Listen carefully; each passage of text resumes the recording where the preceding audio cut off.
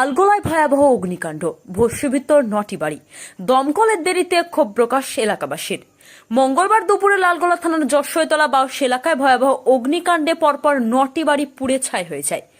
Police ও স্থানীয় সূত্রে জানা গিয়েছে, জাহিরউদ্দিন শেখের বাড়ি থেকে আগুনের সূত্রপাত হয়। ঘটনাস্থলে আশ্চর্যজনকভাবে ঘরের ভেতরে থাকা কোরআন শরীফ অক্ষত অবস্থায় পাওয়া গেছে বলে জানান স্থানীয় বাসিন্দারা। সে সময় বাড়িতে কেউ না থাকায় বড়সড় বিপদ এড়ানো গেলেও মুহূর্তের মধ্যে আগুনে পাশের বাড়িগুলোতে ছড়িয়ে পড়ে। দেখতে দেখতে আগুনে গ্রাস করে মোট 9টি বাড়ি। ঘরের আসবাবপত্র, নগদ টাকা, গয়না ও গুরুত্বপূর্ণ নথিপত্র সম্পূর্ণ পুড়ে ছাই। পাশাপাশি আগুনে একাধিক গবাদি পশুর মৃত্যু হয়েছে। আগুন নেভানোর চেষ্টা করতে গিয়ে জাহিরউদ্দিন শেখের মেয়ে কাজল খাতুন দগ্ধ হন। তাকে প্রাথমিক চিকিৎসার ব্যবস্থা করে দেওয়া হয়েছে। খবর পেয়ে ঘটনাস্থলে পৌঁছান পুলিশ ও ব্লক প্রশাসনের আধিকারিকরা। প্রশাসনের পক্ষ থেকে জানানো হয়েছে, ক্ষতিগ্রস্ত পরিবারগুলিকে ত্রাণ ও প্রয়োজনীয় সামগ্রী দেওয়া হয়েছে এবং বিষয়টি ঊর্ধ্বতন দপ্তরে জানানো হয়েছে। তবে আগুন নিয়ন্ত্রণে আসার পর দমকলের দেরিতে পৌঁছানোকে কেন্দ্র করে এলাকায় ক্ষোভ ছড়িয়ে পড়ে। স্থানীয় বাসিন্দাদের একাংশ বিক্ষোভ দেখান। তাদের অভিযোগ, সময় মতো দমকল পৌঁছালে ক্ষয়ক্ষতির অনেকটাই কমানো যেত। দ্রুত দমকল পরিষেবা জোরদার করার দাবিও তুলেছেন তারা। Bureau report, AB news Bangla. চাল ধান সব বোঝাচ্ছে রে, টাকা ছিল আমার 50-60 হাজার টাকা। পাট ছিল, ধান ছিল, চাল ছিল, গম ছিল, কালাই ছিল রে। আল্লাহ রে,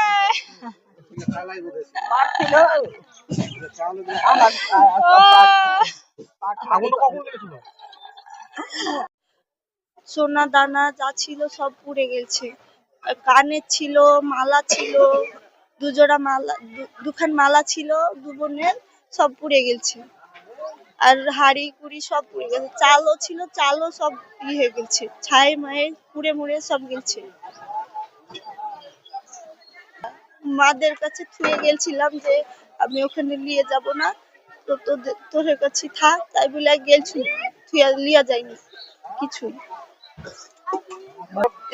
মায়ের কাছে জমা থুয়েছি। কানের দুজোড়া, আমার বোনের মালা, আমার মালা, কেউ আসেনি না, এমএলএ এমপি কেউ আসেনি।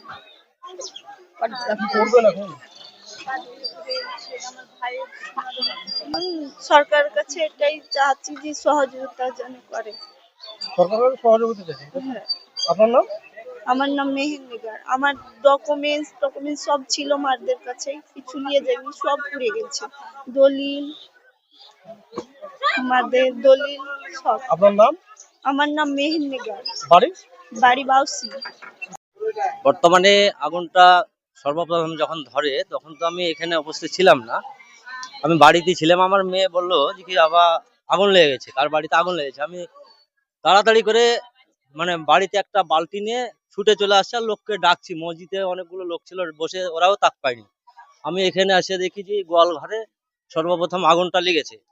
আগুন লাগার পরে এখানে কেউ নাই, আমি একাই তখন বেটা ছেলের মধ্যে একজন একটা বালতিতে জল নিয়ে আসছিল। আমি ওই জলটা নিয়ে খালি লাড়ার পালাই দিয়েছি, আদার্স আর পানি ব্যবস্থা করা যায়নি। পানি সংকট এখানে ভয়াবহ। আগুন তখন জ্বালা শুরু হয়ে গেছে, লোকজন জড়ো হওয়ার আগেই প্রচুর পরিমাণে আগুন, এত উত্তেজনা যে আগুনের কাছে কেউ ভিড়ার মতো আর ক্ষমতা নাই। ভয়ঙ্কর ব্যাপার।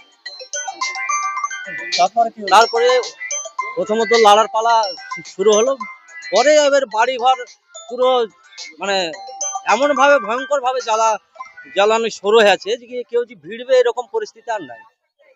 মূলত কার বাড়ি পড়েছে?